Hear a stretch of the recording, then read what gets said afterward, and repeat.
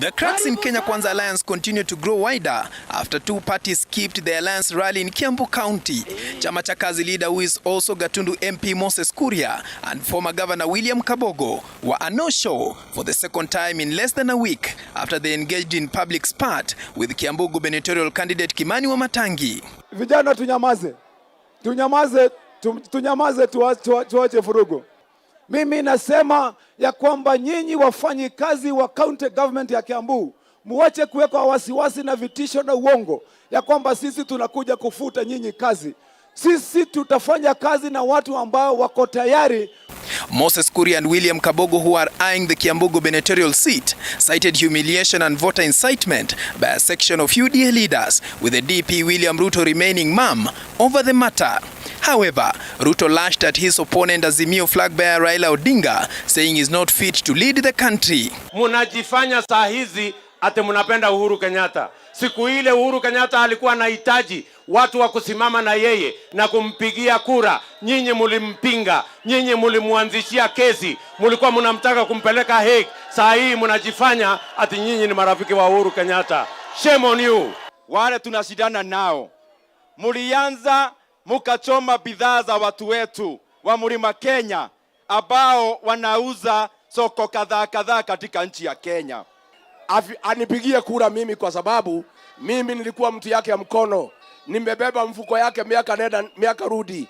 Nimepigia yeye kura 2002, nimempigia 2013, nimempigia 2017 mara mbili. Leaders allied to the Kenya Kwanza Alliance accusing President Uhuru Kenyatta and his handshake partner Raila Odinga of letting the country down, saying they are responsible for the country's ailing economy. Hiyo kampuni ulisikia jana wakijifanya ati hawezi huwa ile bata inataka mayai.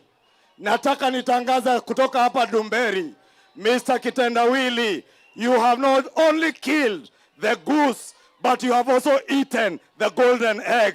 ANC party leader Musalia Mudavadi and his Ford Kenya counterpart Moses Wetangula now want the National Treasury to explain why the Kenya shillings is falling against the dollar. Tunataka tueleze kwa sababu ikiwa shilingi ya Kenya inazidi kuzoroteka kwa sarufi za ng'ambo, maisha itakuwa magumu kwetu. You should not be complaining, you should be acting. If you want us to believe who you are, and we know who you are, fungua keronche badala ya kudanganya watu. The leader says DP Ruto's economic model will cater for the poor by working closely with relevant stakeholders to ensure affordable housing. Watu wale ambao munalipa rent saa hizi ya shilingi 8,000 mpaka 10,000. Sasa tutafanya kazi na wale wote ambao wanajenga manyumba, tutawasaidia ili wajenge manyumba kwa bei nafuu. Deputy President William Ruto's mission in Kiambu County will not be limited to consolidating his support ahead of the August polls, but will have to do some damage control in order to prevent wars behind the curtains from escalating. Paul Kirobi, TV47, Kiambu, Ndumberi. Moving on, Director of Public Prosecutions Nurdin Haji now wants the police to widen their scope and investigate the authenticity of certificates submitted by all aspirants ahead of the August polls. This as police spokesperson Bruno Shioso revealed that they have launched a probe into the matter to ascertain the validity of Nairobi gubernatorial aspirant Johnson Sakaja and Wavinya Ndeti degree certificates. Elizabeth Mutuko with the details. The degree quagmire is likely to face more candidates in the August polls if the police service is going to heed to the directive given by Director of Public Prosecutions Nurdin Haji on widening the scope of investigations to all candidates seeking clearance with IEBC over various positions ahead of August polls. In a press statement today, the police spokesman Bruno Shioso said they have launched a probe to ascertain the credibility of degree certificates presented to IEBC by Nairobi UDA gubernatorial candidate Johnson Sakaja and Machakos Wipers gubernatorial candidate Wavinya Ndeti. Questions on Ndeti's papers revolve around how she acquired a master's degree before a bachelor's degree from a London university. I was ready for any process within the law of confirmation for that recognition, and I will always be ready, whatever time. Haji said if proven, such acts are against the Elections Act, Elections Offences Act, the Leadership Integrity Act, and the Anti-Corruption and Economic Crimes Act. The court is expected tomorrow to deliver its ruling on Senator Sakaja's case of allegations that his Bachelor of Science in Management degree from Uganda's Team University was forged. Elizabeth Mutuko, TV47 Nairobi. Still on the degree debacle, presidential hopeful David Wahiga Mwaure has tasked Azimio la Umoja presidential candidate Raila Odinga to produce his academic qualifications. Addressing the press here in Nairobi, Mwaure has at the same time lashed at President Uhuru Kenyatta, saying he is to blame for the high cost of living experienced in the country. Chapter Boyd with the details. Presidential aspirant David Mwaure now wants Azimio la Umoja One Kenya flag bearer Raila Odinga to produce his degree certificate. The Agano Party presidential candidate has also commended the IEBC for conducting a thorough process to ensure only qualified leaders contest in the August polls. Wakenya wengi wangali wanangojea kupata cheti cha degree cha yule kinara wa Azimio. Hata mimi ningali nagoja. Bona wengine wamesimama katika miaka ambayo imepita. Mwaure has urged President Uhuru Kenyatta to expose those involved in the KEMSA, NYS and Anglo leasing scandals. Wale wako katika mlengo wa Kenya Kwanza wanatuambia watu wa mlengo wa Azimio ndio waliiba pesa ya KEMSA, ndio KEMSA billionaires. Wale wako katika mlengo wa Azimio wanatuambia ni Kenya Kwanza. Hata sio mimi, ni hawa walianza. Angalia ile marudano wanafanya wakati wanatoa taarifa. Wacheni kufanya ufara na sisi. Wacheni kufanya sisi pia kama ni wafara. Hatujui ni nini kinaendelea. Tunaangalia na tunasema katika mlengo wangu sisi ndio tutabadilisha kabisa. According to Mwaure, billions of shillings have been stolen and stashed in offshore accounts, promising to end corruption if elected the country's fifth president. Pia nimeuliza serikali na nikamuuliza rais wetu na nikamuomba angali na muda wa kulete bei chini ya hali ya maisha, ya kulete chini bei ya mafuta na kuacha hii mali ya kuwaua wananchi kiuchumi na kifikara.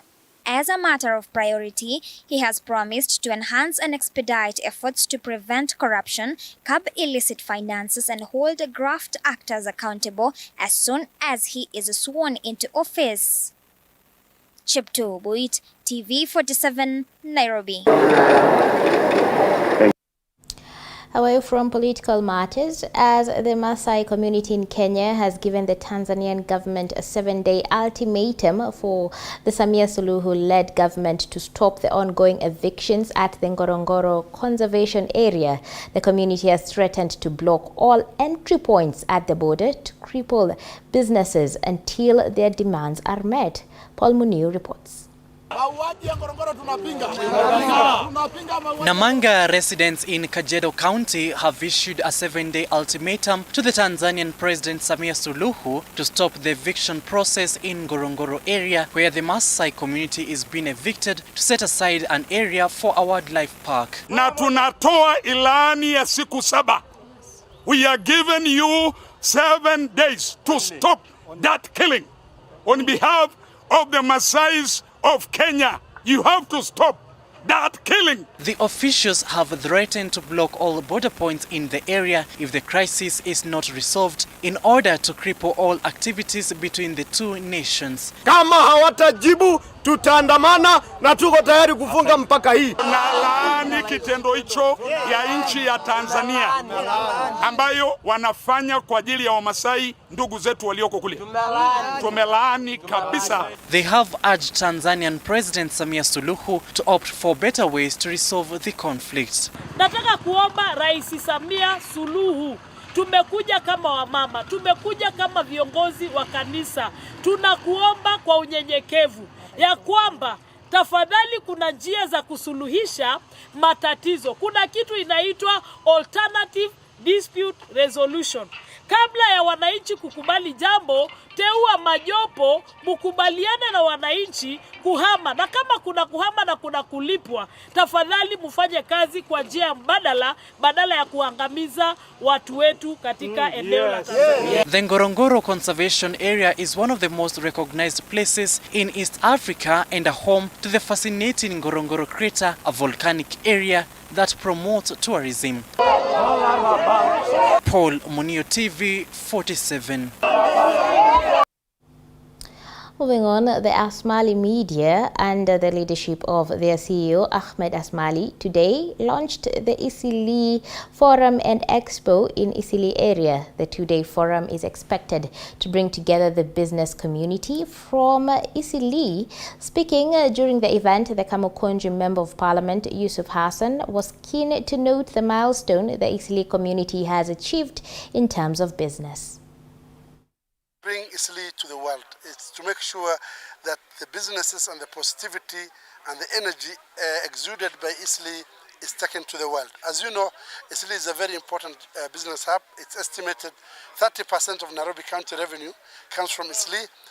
Around 100,000 shoppers come to Isili daily to do their shopping. It's a very important business hub.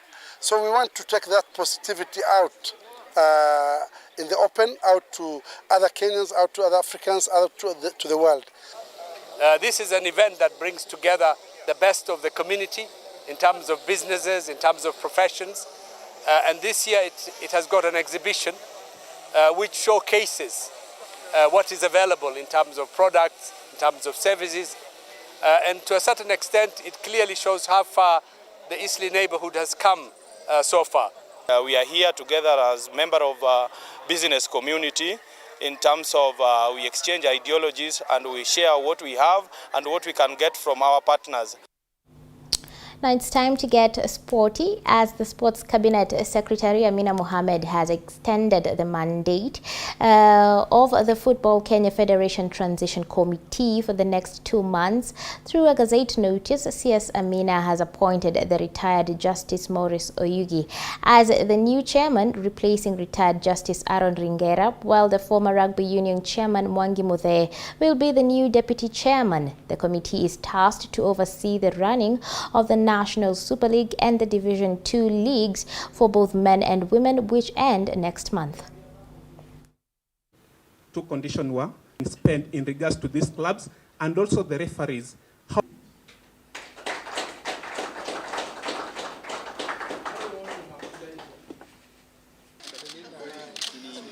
Boss, moja kidogo boss. Hata tunataka picha, siwe peke yako, cha kujipenda.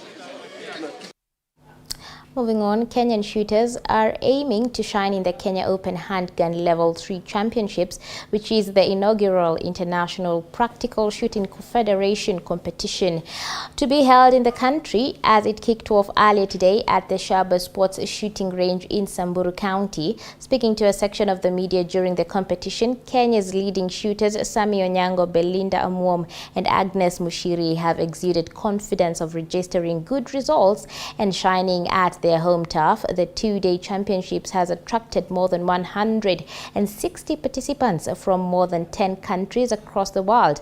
The Shaba Sports Shooting Range is a 22-park range constructed in 2 blocks, including Block A, made up of 14 bays, and Block B, which has 8 bays.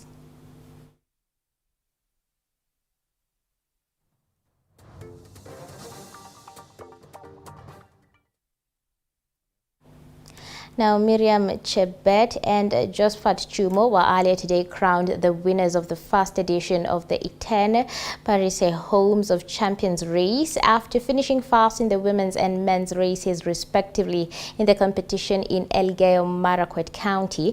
Chebet dominated the women's category to finish the 10-kilometer race first in a time of 32 minutes and 54.6 seconds, while Cynthia Chimweno came in second, only 1 minute and and 38.8 seconds off the pace. Meanwhile, in the men's category, Josephat Chumo crossed the finish line fast in a time of 28 minutes and 55.2 seconds ahead of Josephat Meli and Felix Kimei, who came in second and third respectively. The race, which was organized by T-Rops and Release Trust in collaboration with the French Embassy in Kenya, will be held for the next 2 years to help athletes prepare for the Paris 2024 Olympics, while at the same time campaigning against gender-based violence. Really upcoming talents. Kenya is full of many talents, and we hope that their dreams will come true and they will be in Paris in 2024. Mbio ya leo imekuwa ya upcoming athletes, wale kabisa hawajaipata managers, wale wenye pengine wana jaribu na mazoezi yao ili waweze kupata njia. Now that's all that we had for you here on the news roundup, but actually do stay tuned for the lifestyle segment, which is coming right up with Jembeteshi Jimbitinga. You know, if you want to get to know more about the earmarking of Shembeteng